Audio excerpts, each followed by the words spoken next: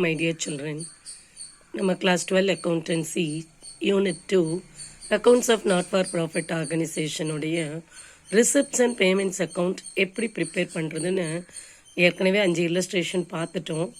இப்போ நம்ம just அதை ஒரு குயிக் வியூவாக எல்லா பாயிண்ட்ஸையும் சம்மரி பண்ணி சொல்லிடலாம். அந்த receipts and payments account public எக்ஸாமில் கண்டிப்பாக கேட்பாங்க. இது ஒரு ஈஸியான 5 மார்க் கொஷின்ஸ். அதனால தான் நம்ம எல்லாத்தையும் சம்மரி பார்த்துடலாம். ஃபஸ்ட்டு நமக்கு தெரிய வேண்டியது பேலன்ஸ். இந்த மாதிரி ஓப்பனிங் கேஷ் பேலன்ஸ் அப்படின்னு கொடுத்தாங்கன்னா நீங்கள் எங்கே எழுதணும்? ரிசிப்ட்ஸ் அண்ட் பேமெண்ட்ஸ் அக்கௌண்ட்டுடைய டெபிட் சைடில் ஓப்பனிங் பேலன்ஸ் எழுதணும். ஒருவேளை சம்மில் பேங்க் பேலன்ஸும் கொடுத்துருந்தாங்கன்னா ஓப்பனிங் பேங்க் பேலன்ஸ் கொடுத்தாலும் எங்கே எழுதணும்? To balance B by d. Illustration 3ல் இருக்க பாருங்கள், opening cash balance, opening bank balance. அப்போ நம்ம எப்படி எழுதணும்? To balance B by d, cash எவ்வளவு, பேங்க் எவ்வளவுன்னு போடணும். இதையே ஓப்பனிங் பேலன்ஸ் பேங்க் ஓவர் டிராஃப்ட்னு சொன்னால், ஓவர் டிராஃப்ட் மட்டும் டெபிட் சைடில் வராது, கிரெடிட் சைடில் ஓப்பனிங் பேலன்ஸ் போடணும். நம்ம யூஸ்வலாக எப்படி எழுதுவோம்? To balance B by D debit சைடில் எழுதுவோம். ஓவர் டிராஃப்ட் வந்தால் மட்டும் by balance B by D bank over draft, இது ஓப்பனிங் பேலன்ஸ், அந்த மாதிரி எழுதணும். அடுத்தது நம்ம பார்க்க வேண்டியது க்ளோசிங் பேலன்ஸ். எப்படி பேலன்ஸ் பண்ணணும் எல்லாத்தையும் நீங்கள் பேலன்ஸ் எழுதி முடிச்சுட்டு எல்லாத்தையும் பார்க்கணும். கேஷ் ரிசீவ்டுனா ரிசிப்ட் சைடில் எழுதுங்க, கேஷ் பெய்டுனா பேமெண்ட் சைடில் எழுதுங்க. ஸ்காலர்ஷிப் கிவன் அப்படின்னா நாம் இந்த எஜுகேஷனல் சொசைட்டிக்காக அக்கௌண்ட் போடுறோம். அப்படி அக்கௌண்ட்ஸ் போடும்பொழுது நம்ம ஸ்காலர்ஷிப் கொடுத்துருக்கோம்னா அது பேமெண்ட். பில்டிங் பர்ச்சேஸ்டுனா பில்டிங் வாங்கும் பொழுது கேஷ் பே பண்ணுவோம். நீங்கள் என்ன செய்யணும்? பில்டிங் வருது அப்படின்னு நினைக்கக்கூடாது. பில்டிங் வாங்கும் பொழுது கேஷ் பே பண்ணுவோம். ஸோ பேமெண்ட் சைடில் பில்டிங் பர்ச்சேஸ்ட். ஆக்சுவலி இந்த ரிசிப்ட்ஸ் அண்ட் பேமெண்ட்ஸ் அக்கௌண்ட்டுங்கிறது என்னென்னா summary of cash and bank transaction தான். ஸோ நம்ம கேஷ் அக்கௌண்ட் போடுறோம்னு நினச்சிக்கோங்க. கேஷ் உள்ளே வந்தால் டெபிட் சைட்லேயும், கேஷ் பே பண்ணுனா கிரெடிட் சைட்லேயும் நம்ம எழுதணும். இது ரியல் அக்கௌண்ட். அடுத்தது நம்ம க்ளோசிங் பேலன்ஸ் எழுதும்போது இந்த மாதிரி ஒவ்வொரு ஐட்டமாக எழுதிட்டு பேலன்ஸ் பண்ணுறோம். எப்படி பேலன்ஸ் பண்ணுறோம்? டெபிட் சைட் டோட்டல் பண்ணுறோம், கிரெடிட் சைட் டோட்டல் பண்ணுறோம். இந்த சம்மில் டெபிட் சைட் டோட்டல் 3,01,500 வருது. கிரெடிட் சைடில் ஆட் பண்ணிங்கன்னா 2,86,200 வருது. ரெண்டுக்கும் உள்ள டிஃப்ரென்ஸ் பார்க்கணும். எங்கே குறையுதோ அங்கே எழுதுங்க. இந்த சம்மில் எங்கே குறையுது? கிரெடிட் சைடில் 15,300 குறையுது, அங்கே எழுதுகிறோம். இதுதான் க்ளோசிங் பேலன்ஸ். இந்த ரிசிப்ட்ஸ் அண்ட் பேமெண்ட்ஸ் அக்கௌண்ட்டோடைய பர்பஸே to find out the closing balance தான். ஸோ நம்ம கண்டுபிடிக்கிறது க்ளோசிங் பேலன்ஸ் ஆஃப் கேஷ். இப்போ இல்லஸ்ட்ரேஷன் 3ல் எப்படி பார்த்தோம்? Opening cash balance, bank balance கொடுத்துருக்காங்க, க்ளோசிங் பேலன்ஸ் ஆஃப் கேஷ் கொடுத்துட்டாங்க. அப்போ நம்ம என்ன கண்டுபிடிக்கணும்? Closing bank balance. அப்போ நீங்கள் பேலன்ஸ் பண்ணும் பொழுது பேலன்சிங் ஃபிகர் 55,000 வருது. இது க்ளோசிங் பேலன்ஸ் ஆஃப் கேஷ். ஒருவேளை 6th இல்லஸ்ட்ரேஷனில் எப்படி வந்தது? Balancing figure on the debit side வந்தது.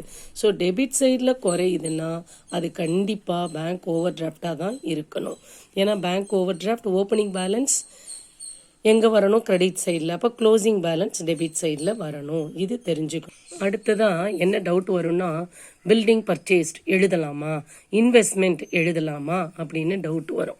நம்ம ரிசிப்ட்ஸ் அண்ட் பேமெண்ட்ஸ் அக்கௌண்ட்டில் இது ரெவென்யூ ஐட்டமா கேபிட்டல் ஐட்டமானு டிஃப்ரென்ஷியேட் பண்ண மாட்டோம். இப்போ ரெவென்யூ ஐட்டம் கேபிட்டல் ஐட்டம்னா என்ன அப்படின்னா, இப்போ ஒரு பில்டிங் வாங்குறோன்னு வைங்களேன். ஒரு பில்டிங் வாங்குறோம், அந்த பில்டிங் கண்டிப்பாக 1 வருஷத்துக்கு மேலேயே இருக்கும். இந்த மாதிரி ஃபிக்ஸட் அசட் வாங்குறத நம்ம கேபிட்டல் ஐட்டம். இப்போ வாங்கும் பொழுதுன்னா கேபிட்டல் எக்ஸ்பெண்டிச்சர் ஐட்டம்னா அது மேபி எக்ஸ்பெண்டிச்சராகவும் இருக்கலாம், இல்லைன்னா ரிசிப்டாகவும் இருக்கலாம். இப்போ நம்ம பில்டிங் வாங்கும் பொழுது எக்ஸ்பெண்டிச்சர், கேஷ் வெளியில் போகுது. இது ஃபிக்ஸட் அசட் இருந்தால் கூட இதெல்லாம் ரிசிப்ட்ஸ் அண்ட் பேமெண்ட்ஸ் அக்கௌண்ட்டில் எழுதணும். ரெவென்யூ ஐட்டம்னா அதோடைய லைஃப் 1 இயர்க்குள்ளே தான். இப்போ வந்து ஒரு ரெண்ட் பெய்டுன்னு வைங்களேன்.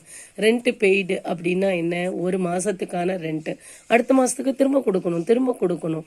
இந்த மாதிரி வர்றதெல்லாம் ரெவென்யூ ஐட்டம்.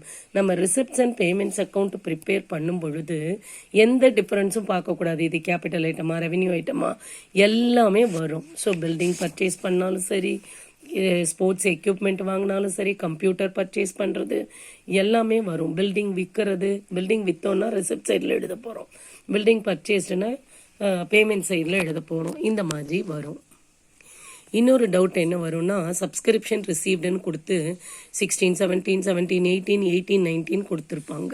நம்ம எந்த இயருக்கு அக்கௌண்ட் போடுறோம், 31 மார்ச் 2018க்கு. அப்போ இதை மட்டும் எடுக்கணுமா, இதை எடுக்கணுமான்னு டவுட் வரும்.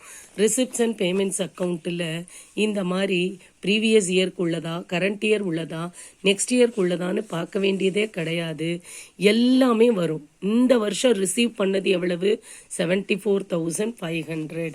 ஸோ நீங்கள் எழுதும்போதே எல்லாமே அப்படியே எழுதணும். இது ஞாபகம் வச்சுக்க வேண்டிய ஐட்டம். இந்த மாதிரி அவுட்ஸ்டாண்டிங் சேலரி இல்லை வேஜஸ் டு பி பெய்டு, இனிமே தான் பே பண்ணணும். இது அவுட்ஸ்டாண்டிங் சேலரினா சேலரி கொடுக்கணும். டிப்ரிசியேஷன் இந்த மாதிரி ஐட்டம் எல்லாம் இருந்தால் நம்ம விட்டுறணும். உங்களுக்கு புக்கில் பார்த்தீங்கன்னா outstanding salary, depreciation on building, அடுத்தது வேஜஸ் டு பி பெய்டு ஒரு சம்மில் இருக்கு. டு பி பெய்டுனா இன்னும் கொடுக்க வேண்டியது. இந்த மாதிரி ஐட்டம் எல்லாம் வந்தால் விட்டுறணும். ஏன் விட்டுறணும், இது ஆக்சுவலி பெய்டு கிடையாது, சேலரி பெய்டு இல்லை, சேலரி கொடுக்கணும் அப்படின்னு சொல்லியிருக்காங்க. டிப்ரிசியேஷனும் நம்ம கையிலேருந்து ஒன்றும் பே பண்ண மாட்டோம். பில்டிங்கோடைய யூசேஜினால அதோடைய வேல்யூ குறையுது, அதை தான் நம்ம டிப்ரிசியேஷன் சொல்கிறோம். இந்த மாதிரி நான் கேஷ் ஐட்டம், இதுக்கு பேர் கேஷ் இன்வால்வ் ஆகலை. இந்த மாதிரி வந்தால் அந்த ஐட்டம் ரிசிப்ட்ஸ் அண்ட் பேமெண்ட்ஸ் அக்கௌண்ட்டில் வராது, விட்டுறணும். புரிஞ்சிருச்சுங்களா? சில கஷ்டமான ஐட்டமை நீங்கள் கஷ்டம்னு ஃபீல் பண்ணுறத இந்த மாதிரி அண்டர்லைன் பண்ணி வச்சுக்கோங்க. இப்போ பில்டிங் பர்ச்சேஸ்டுனா பேமெண்ட், ஸ்காலர்ஷிப் கிவன்னாலும் பேமெண்ட், அப்கீப் ஆஃப் கிரவுண்டுனா கிரவுண்டை சரி பண்ணுற செலவு, அப்போ பேமெண்ட் சைடில் வரும். ரிசீவ்டுன்னு வந்தாலே ரிசிப்ட் சைடு. இந்த டிப்ரிசியேஷன் ஆன் பில்டிங்கையும் அவுட்ஸ்டாண்டிங் சேலரி எல்லாம் விட்டுறணும். ஏன்னா அதில் கேஷ் இன்வால்வ் ஆகலை. எக்ஸசைஸில் இன்வெஸ்ட்மெண்ட் பர்ச்சேஸ்டுன்னு இருக்குது. அப்போ இன்வெஸ்ட்மெண்ட் நம்ம வாங்கும் பொழுது கேஷ் பே பண்ணுவோம். So payment side. இப்போ பேங்க் ஓவர் டிராஃப்ட் வந்திருக்கு. அப்போ எங்கே எழுதணும், கிரெடிட் சைடில் பை பேலன்ஸ் எழுதணும். அப்புறம் வேஜஸ் டு பி பெய்டு என்ன செய்வீங்க, வேஜஸ் டு பி பெய்டுனா இனிமே பே பண்ண போகிறோம், பே பண்ண வேண்டிய இருக்குது, அவ்வளோதான். பே பண்ணினாதான் பேமெண்ட். அப்போ இதை விட்டுறணும். டிப்ரிசியேஷன் இருக்கு, விட்டுறணும். சன்ட்ரி சார்ஜஸ் அப்படின்னா எக்ஸ்பென்சஸ், சார்ஜ்னு வந்தாலே எக்ஸ்பென்சஸ், சின்ன செலவுகள் இருக்கும், அதெல்லாம் மொத்தமாக சன்ட்ரி சார்ஜஸ்னு கொடுத்துருவாங்க. இந்த மாதிரி இருந்தால் எக்ஸ்பென்சஸ். ஸ்காலர்ஷிப் அப்படின்னா நாம் கொடுக்குறோம், பேமெண்ட் சைடில் வரணும். Sale of old equipment, sale of furniture அப்படின்லாம் கொடுப்பாங்க. அப்போ எக்யூப்மெண்ட்டை விற்கும் பொழுது கேஷை ரிசீவ் பண்ணுவோம், அப்போ இது ரிசிப்ட் சைடு. சேல் ஆஃப் இன்வெஸ்ட்மெண்ட்டை விற்கும் பொழுது கேஷை ரிசீவ் பண்ணுவோம், ரிசிப்ட்டு. பில்லியார்ட்ஸ் டேபிள் பர்ச்சேஸ்டு அப்படின்னா டேபிள் நம்ம வாங்குகிறோம், அப்போ கேஷ் பே பண்ணுவோம், பேமெண்ட். அடுத்தது upkeep of ground. Upkeep of கிரவுண்டுனா கிரவுண்டை லெவல் பண்ணுறது. இப்போ இது கிளப்பில் இந்த மாதிரி அசோசியேஷன்லாம் கிரவுண்டை அப்பப்போ சரி பண்ணிக்கிட்டே இருப்பாங்க, மேடு பள்ளம் இல்லாமல். அதுக்கான செலவு இது, அப்போ பேமெண்ட்டு. கிராண்ட் ஃப்ரம் கவர்மெண்ட்னா கவர்மெண்ட்டில் இருந்து நமக்கு சப்சிடி கொடுக்குறாங்க. நம்மளுடைய மெயின் எய்மு ஸ்போர்ட்ஸை நம்ம வந்து ப்ரமோட் பண்ணுறது, டெவலப் பண்ணுறது. அதனால கவர்மெண்ட்டிலேருந்து நமக்கு ஒரு தொகை கொடுக்கலாம், ஒரு பெரிய தொகை கொடுக்கலாம். அப்போ இப்படி வரும்பொழுது நமக்கு ரிசீவ் பண்ணுவோம், கவர்மெண்ட் பணம் கொடுக்குது, நம்ம ரிசீவ் பண்ணுறோம். ஸோ இது ரிசிப்ட்டு. ஸோ இந்த மாதிரி கஷ்டமான ஐட்டங்களெல்லாம் நீங்கள் அண்டர்லைன் பண்ணி வச்சுக்கோங்க. ரிசிப்ட்ஸ் அண்ட் பேமெண்ட்ஸ் அக்கௌண்ட் ரொம்ப சிம்பிள். நீங்கள் எல்லாத்தையும் எழுதி முடிச்சுட்டு டெபிட் சைட் டோட்டல் பண்ணுங்கள், கிரெடிட் சைட் டோட்டல் பண்ணுங்கள், ரெண்டுக்கும் உள்ள டிஃப்ரென்ஸ் பாருங்கள், அதுதான் ஆன்சர். அதுதான் பேங்க் பேலன்ஸ் இல்லை கேஷ் பேலன்ஸ். அப்போ அந்த க்ளோசிங் பேலன்ஸ் கிரெடிட் சைடில் வந்தால் பை பேலன்ஸ் எழுதுங்க. டெபிட் சைடில் டிஃப்ரென்ஸ் அமௌண்ட் வந்தால் டு பேலன்ஸ் வி பை டின்னு போடுங்க. அது பேங்க் ஓவர் டிராஃப்டாக இருக்கும். புரிஞ்சிருச்சுங்களா? தேங்க்யூ.